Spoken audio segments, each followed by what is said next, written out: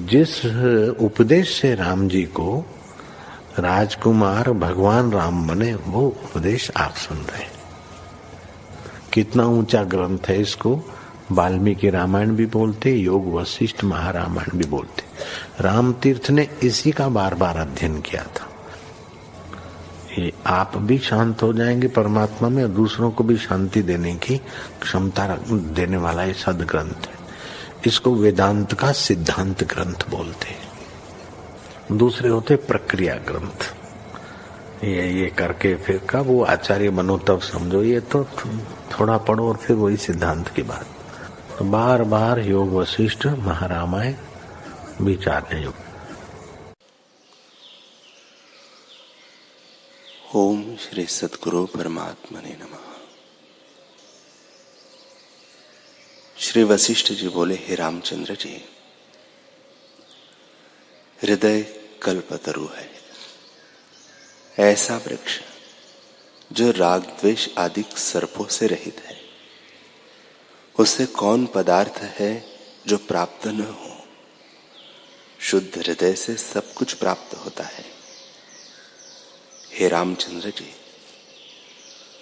जो बुद्धिमान है और शास्त्र का ज्ञाता भी है, परंतु राग द्वेष संयुक्त है, वह सियार की तरह नीच है, उसको धिक्कार है। जिन पदार्थों को पाने के लिए लोग यत्न करते हैं, वे आते और जाते हैं। धन को इकट्ठा कोई करता है और ले कोई जाता है, तब राग द्वेष किसका करिए। जो कुछ प्रारब्ध है सो अवश्य होता है। धन का व्यर्थ यत्न क्यों करिए।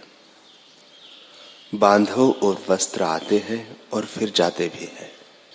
जैसे समुद्र में जल तंतुओं का आश्रय बुद्धिमान नहीं लेते, वैसे ही जगत के पदार्थों का आश्रय ज्ञानवान नहीं लेते।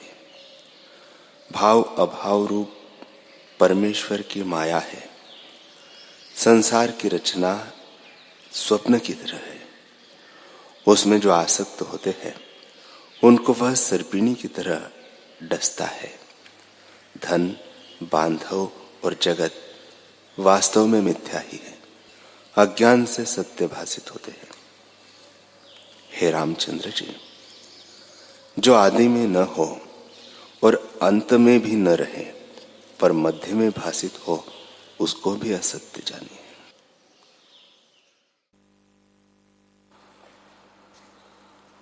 श्री योग वशिष्ठ महारामायण निर्वाण प्रकरण सर्ग 145। मंकी बोले, हे भगवान, जब संतजनों के उपदेश से आत्मज्ञान रूपी सूर्य प्रकट होता है, तब अहंकार रूपी वैताल वहां नहीं विचरता।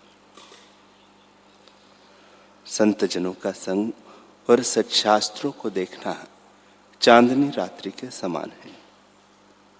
उनसे जब स्वरूप का साक्षात्कार हो, तब दिन हुआ जानिए। जब तक संतजनों का संग नहीं करता और सच्शास्त्र को नहीं देखता, तब तक अंधेरी रात्रि है। हे भगवान, जो सच्शास्त्रों को भी सुने और फिर विषयों की ओर भी गिरे, उससे बड़ा अभागी जानिए। और मैं वही हूं।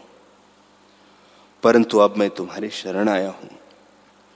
मेरे हृदय रूपी आकाश में जो अज्ञान रूपी कुहरा है, वह तुम्हारे वचन रूपी शरतकाल से नष्ट हो जाएगा और हृदय आकाश निर्मल होगा। हे भगवान, मैंने त्रिदंड साधे हैं, अर्थात दीर्घ काल तक मन, शरीर और वाणी से 3 तप किए हैं, परंतु आत्म प्रकाश नहीं हुआ। अब तुम्हारे शरणागत होकर तरूंगा, इसलिए कृपा करके उपदेश करो, जिससे मेरे हृदय का तम दूर हो जाए। श्री वशिष्ठ जी बोले, हे तात, संवेदन, भावना, वासना और कलना ये अनर्थ के कारण है। जब इनका अभाव हो, तब कल्याण हो। शुद्ध चिन्मात्र पद प्रत्यक्ष चैतन्य अपने स्वरूप में स्थित है। जो अहंकार का उत्थान है वही संवेदन है। भाव यह है कि पहले आप कुछ बना, फिर चेता और अपना रूप चित्त में स्मरण हुआ, तब भ्रम मिट जाता है। और यदि जो कुछ बना उसकी भावना होती है कि मैं यह हूं, तो इससे संसार दृढ़ होता है। फिर वैसे ही वासना दृढ़ होती है और अपने शरीर के अनुसार नाना प्रकार की कल्पना होती है। फिर संसार के संकल्प विकल्प उठते हैं। हे ब्राह्मण, ये अनर्थ के कारण है। जब इनका अभाव हो तब कल्याण हो। जितने शब्द और अर्थ है उनका अधिष्ठान प्रत्येक चैतन्य है। सब शब्द उसी के आश्रित है और सब वही है। जब तू ऐसे जानेगा तब वासना का क्षय हो जाएगा। जब अहम संवेदन फुरता है तब आके संसार भासित होता है। जैसे जब वसंत ऋतु आती है तब बेलें प्रफुल्लित होती है, वैसे ही जब संवेदन फुरता है तब आगे संसार सिद्ध होता है। और जब संसार हुआ तब नाना प्रकार की वासना फुरती है और संसार नहीं मिटता। हे अंग,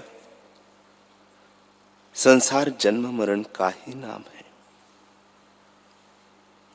जब यह संसरण मिटेगा तब आत्मपद ही शेष रहेगा। वह तेरा अपना रूप है। ऐसे इस वासना को त्याग कर अपने आप में स्थित हो, सब तेरा ही रूप है। जब तक वासना फुरती है तब तक संसार दृढ़ रहता है। जैसे वृक्ष को जल दीजिए तो बढ़ता जाता है, वैसे ही वासना रूपी जल देने से संसार रूपी वृक्ष बढ़ता जाता है। इससे वासना का नाश करो कि यह संवेदन न उठे। जब वृक्ष जल से रहित होता है तब आप ही सूख जाता है। हे पुत्र, आत्मा में जगत नहीं हुआ, केवल परमार्थ सत्ता है। जैसे रस्सी में सर्प कुछ वस्तु नहीं, रस्सी के अज्ञान से ही सर्प दिखता है, वैसे ही आत्मा के अज्ञान से संसार भासित होता है। जब तो आत्मपद को जानेगा तब परमार्थ सत्ता ही भासित होगी। जैसे बालक अपनी परछाई में भूत की कल्पना कर भय पाता है और जब विचार कर देखता है तब भूत कोई नहीं, सब भय दूर हो जाता है। वैसे ही आत्मा के अज्ञान से संसार के राग द्वेष जीव को जलाते हैं। ज्ञानवान को वासना संयुक्त संसार का अभाव हो जाता है और केवल अद्वैत आत्म सत्ता ही भासित होती है। जैसे स्वप्न से जागकर स्वप्न के प्रपंच का वासना संयुक्त अभाव हो जाता है, वैसे ही जब आत्मा का साक्षात्कार होता है तब वासना संयुक्त संसार का अभाव हो जाता है, क्योंकि वह है ही नहीं। जैसे घट आदिक में मृत्तिका से भिन्न कुछ नहीं, वैसे ही सब प्रपंच चिन्मात्र स्वरूप है, उससे भिन्न नहीं। जितने शब्द अर्थ है सब आत्मा ही के हैं। हे मित्र, जो कुछ आत्मा से इतर भासित होता है उसको ब्रह्मात्र जानो। जैसे आकाश में नीलिमा जो दिखती है वह ब्रह्मात्र है, वैसे विश्व असम्यक दृष्टि से दिखता है, सम्यक दृष्टि से सब प्रपंच आत्मस्वरूप ही है। दृष्टा दर्शन दृश्य की त्रिपुटी भी बोध स्वरूप है। बोध ही त्रिपुटी रूप होकर स्थित है। जैसे स्वप्न में एक ही अनुभव त्रिपुटी रूप होकर भासित होता है, वैसे ही यह जागृत की त्रिपुटी भी आत्म स्वरूप है। हे अंग, जितने स्थावर जंगम पदार्थ हैं सब आत्म स्वरूप है। जो परमात्मा स्वरूप न हो तो भासित न हो। दृष्टा रूप से जो अनुभव करता है वह एक अद्वैत रूप है। उसी स्वरूप के प्रमाद से भिन्न भिन्न त्रिपुटी भासित होती है तो भी कुछ उससे भिन्न नहीं है। जैसे स्वप्न में त्रिपुटी अपने अनुभव से भासित होती है, जो अनुभव न हो तो क्यों भासित हो, वैसे ही यह त्रिपुटी भी अनुभव रूप आत्मा से भासित होती है। इससे सब परमात्मा स्वरूप है, कुछ भिन्न नहीं। और जब भिन्न नहीं तो है ही नहीं, क्योंकि सबकी एकता परमार्थ स्वरूप में होती है। हे ऋषीश्वर, सजातीय वस्तु मिल जाती है। जैसे जल में जल की बूंद डालिए तो मिल जाती है, क्योंकि एक रूप है। वैसे ही बोध से सब पदार्थों की एकता भासित होती है, क्योंकि द्वैत सत्ता कोई नहीं है। जैसे स्पंदन और निस्पंदन दोनों पवन ही है और जल और तरंग अभेद रूप है, वैसे ही विश्व परमार्थ स्वरूप है। ऐसे निश्चय करो कि सब ब्रह्म स्वरूप है, अथवा अपने को उठा दो कि मैं नहीं। जब तू न होगा तब विश्व कहां से होगा। हे मंकी ऋषि, प्रथम जो अहम होता है तो पीछे ममत्व भी होता है। इसलिए जो अहम ही न रहेगा तो ममत्व कहां रहेगा। इस अहम का होना ही बंधन है और इसके अभाव का नाम मुक्ति है। हे मित्र, इस युक्ति में क्या यत्न करना है, यह तो अपने अधीन है कि सोचो मैं नहीं हूं। जब अहंकार को निवृत्त किया तब शेष वही रहेगा जो सबका परमार्थ स्वरूप है। उसी को ब्रह्म कहते हैं। हे मुनीश्वर, जब अहंकार उत्पन्न होता है तब नाना प्रकार की वासना होती है और उन वासनाओं के अनुसार जीव अनेक जन्म पाता है जो वर्णन नहीं किए जा सकते। जैसे पवन से तृण उड़ते और भटकते फिरते हैं, वैसे ही वासना से जीव नाना योनियों में भटकते फिरते हैं। जब पर्वत से कंकड़ गिरता है तब चोटें खाता नीचे को चला जाता है। वैसे ही स्वरूप के प्रमाद से जीव जन्म जन्मांतर चले आते हैं और वासनानुसार घटी यंत्र किनाई कभी ऊपर और कभी नीचे जाते हैं। जैसे हाथ से ताड़न किया गेंद कभी ऊपर और कभी नीचे को जाता है। हे अंग, इस संसार का बीज वासना ही है। जब वासना निवृत्त हो तब सबकी एकता हो जाती है। जैसे दूध और जल मिलता है तो उसका संयोग होता है, वैसे ही आत्मा और विश्व का संयोग नहीं। आत्मा केवल अद्वैत और सबका अपना रूप है। जैसे मृत्तिका ही घट आदि रूप भासित होती है, वैसे ही आत्म सत्ता ही जगत रूप होकर भासित होती है। इससे आत्मा से भिन्न कुछ नहीं है। हे साधो, आत्मा और दृश्य का काष्ठ और लाख का जैसा अथवा घट और आकाश का जैसा संयोग नहीं है, क्योंकि आत्मा अद्वैत है और सब दृश्य बोध मात्र है। हे साधो, जो जड़ है वह चैतन्य नहीं होता और चैतन्य जड़ नहीं होता। इससे न कोई जड़ है न चैतन्य। चैतन्य आत्मा ही भावना से जड़ दृश्य होकर भासित होता है और उसके बोध से एक अद्वैत रूप हो जाता है, तो जानता है कि सब वही है, भिन्न कुछ नहीं। हे मित्र, अज्ञान से नाना प्रकार का विश्व भासित होता है।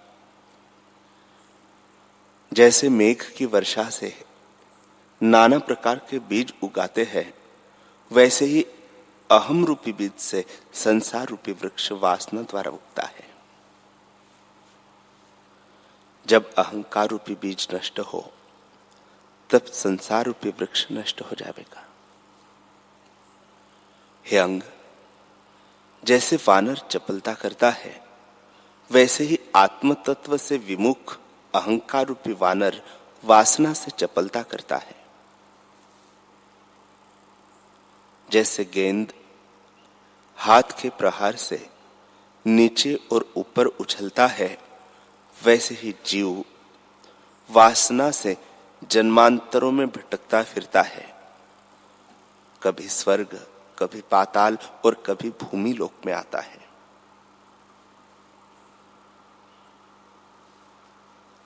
स्थिर कभी नहीं होता। इससे वासना को त्याग कर आत्मपद में स्थित हो रहो। हे तात, यह संसार रात्रि की मंजिल है, देखते देखते नष्ट हो जाती है। इसको देखकर इसमें प्रीति करना और इसे सत्य जानना ही अनर्थ है। इससे संसार को त्याग कर आत्मपद में स्थित हो रहो। चित्त की वृत्ति जो संसरण करती है, इसी का नाम संसार है। वशिष्ठ जी बोले, हे तात, यह संसार का मार्ग गहन है और इससे जीव भटकते हैं। यह चैतन्य वृत्ति जो संसरण करती है, यही संसार है। जब यह संसरण मिटे, तब स्वच्छ अपना स्वरूप देख पड़े। चेतना वृत्ति जो बहिर्मुख उठती है, इसी का नाम बंधन है और कोई बंधन नहीं। हे साधो, यह जगत वासना से बंधा है। जैसे वसंत ऋतु में रस फैलता है, वैसे ही वासना में जगत फैलता है। बड़ा आश्चर्य है कि मिथ्या वासना से जीव भटकते फिरते हैं, दुख भोगते हैं और बारंबार जन्म लेते और मरते हैं। बड़ा आश्चर्य है कि विषय रूप वासना के वश हुए जीव अविद्यमान जगत को भ्रम से सत्य जानते हैं। हे साधो, जो इस वासना रूप संसार से तर गए हैं, वे धन्य हैं। वे प्रत्यक्ष चंद्रमा की तरह शांत हैं। जैसे चंद्रमा अमृत रूप शीतल और प्रकाशमान है और सबको प्रसन्न करता है, वैसे ही ज्ञानी पुरुष भी। इससे तू धन्य है जो तुझे आत्मपद पाने की इच्छा हुई है। हे अंग, यह संसार तृष्णा से जलता है। जिनकी चेष्टा तृष्णा संयुक्त है, उनको तू बिलाव जान। जैसे बिलाव तृष्णा से चूहे को पकड़ता है, वैसे ही वे तृष्णा से युक्त चेष्टा करते हैं। मनुष्य शरीर में यही विशेषता है कि वह किसी प्रकार आत्मपद को प्राप्त करे।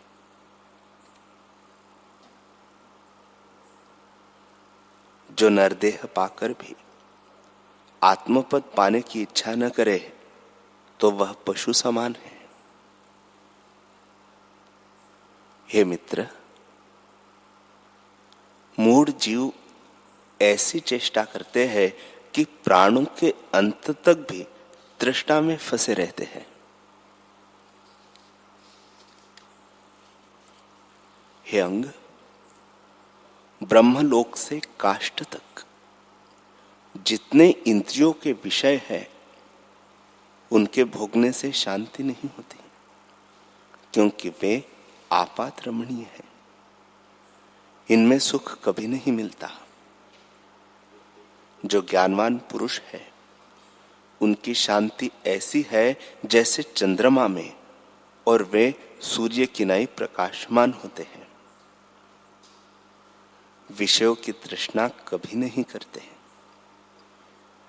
जैसे कोई पुरुष अमृतपान करके तृप्त हुआ हो तो वह खली खाने की इच्छा नहीं करता, वैसे ही जिस पुरुष को आत्मानंद प्राप्त हो जाता है वह विषयों के भोगने की इच्छा नहीं करता। इससे इसी वासना का त्याग करो।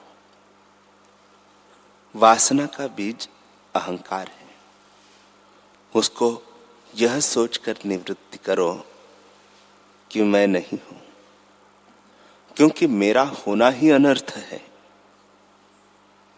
हे साधो, शुद्ध चिन्मात्र निरअहंकार पद में जो तू अपने को परिचिन्न जानता है कि मैं ब्राह्मण हूं, अथवा किसी प्रकृति से मिलकर अपने को मानता है कि मैं यह हूं, यही अनर्थ है। हे ऋषि, नेत्रों को खोलने से संसार उत्पन्न होता है और नेत्रों को मूंदने से नष्ट हो जाता है। सो नेत्र अहंकार का उत्पन्न होना है, इसी से आगे विश्व सिद्ध होता है। इससे तेरा होना ही अनर्थ है। हे अंग, जैसे रस्सी में सर्प भ्रम से उदय होता है, वैसे ही आत्मा में अहंकार का उदय हुआ है। इसी के अभाव से शांति होती है। जब अहंकार होता है तब आगे स्त्री, कुटुंब और धन होते हैं, वे ही बंधन है। इनके चमत्कार ऐसे हैं जैसे बिजली का प्रकाश क्षण में उदय होकर नष्ट हो जाता है। इससे इनमें न बंधना चाहिए। हे अंग, जब तू कुछ बना तब सब आपदा तुझे प्राप्त होंगी।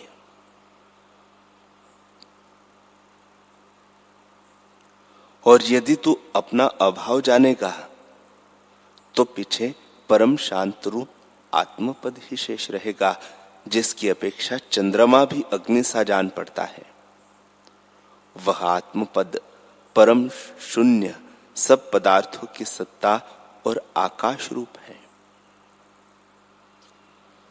हे मित्र, मेरे इन वचनों को हृदय में धारण कर, जिसमें तेरा मोह नष्ट हो जाए। यह विश्व हुआ नहीं। जैसे आकाश में दूसरा चंद्रमा दिखता है पर है नहीं, वैसे ही विश्व है नहीं, आत्मा के प्रमाद से भासित होता है। हे ऋषि, तू उसी को जान जिसके अज्ञान से विश्व भासित होता है और जिसके ज्ञान से लय हो जाता है।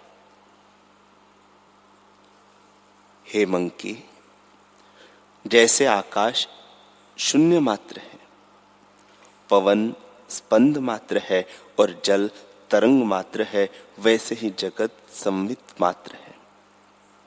उस संवित आकाश से जो भिन्न भासित होता है उसे ब्रह्मात्र जानो। जैसे असम्यक दृष्टि से जल पहाड़ रूप भासित होता है, वैसे ही असम्यक दृष्टि से जगत भासित होता है और सम्यक अवलोकन से परमार्थ सत्ता ही भासित होती है।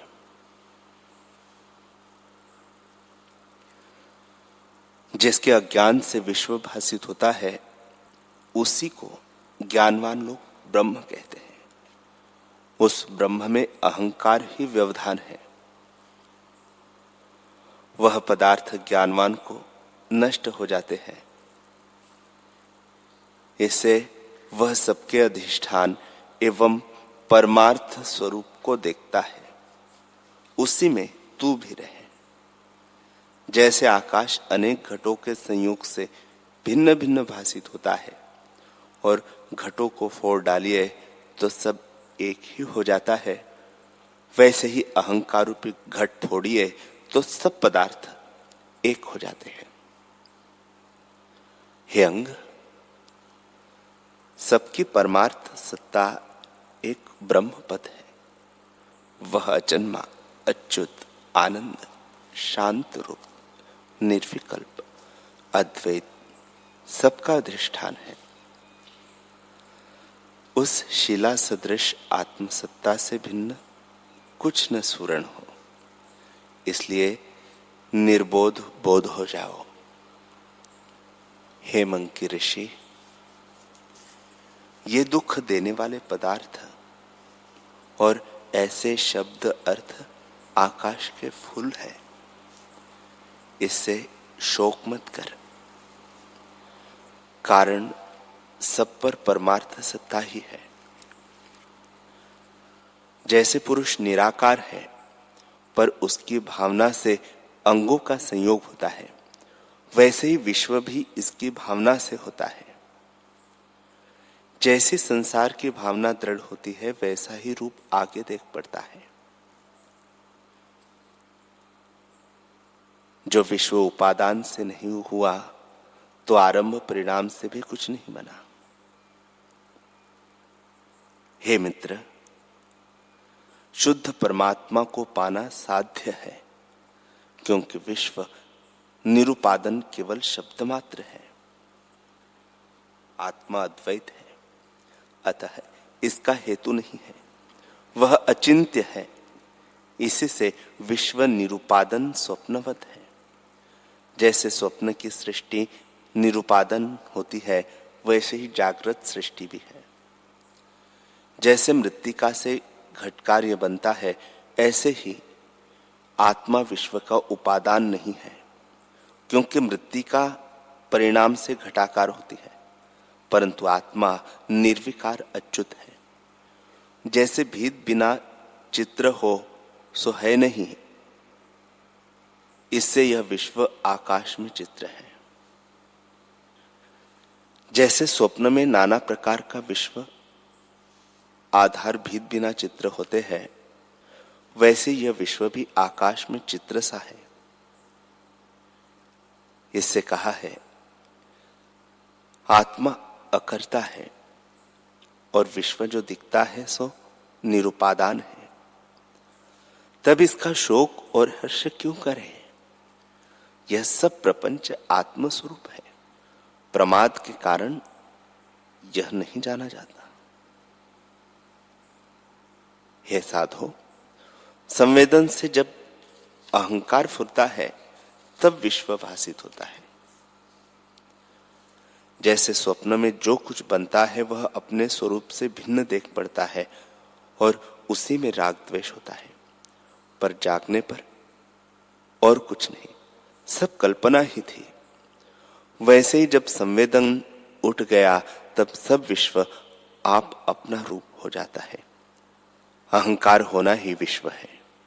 जब अहंकार नष्ट हुआ तब ये सब शब्द अर्थ की मैं दुखी हूं, मैं सुखी हूं, यह नरक है, यह स्वर्ग है, परमार्थ सत्ता ही में फुरते हैं। सबका अधिष्ठान आत्मा है, इससे सब आत्म स्वरूप है। हरि ओम।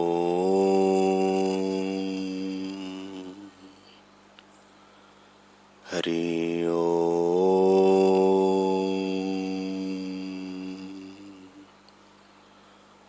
ओम सहना भवतु, सहनौ भुनक्तु, सह वीर्यं करवावहै, तेजस्विनावधीतमस्तु मा विद्विषावहै। ओम शांति शांति शांति। श्री सद्गुरुदेव भगवान की जय।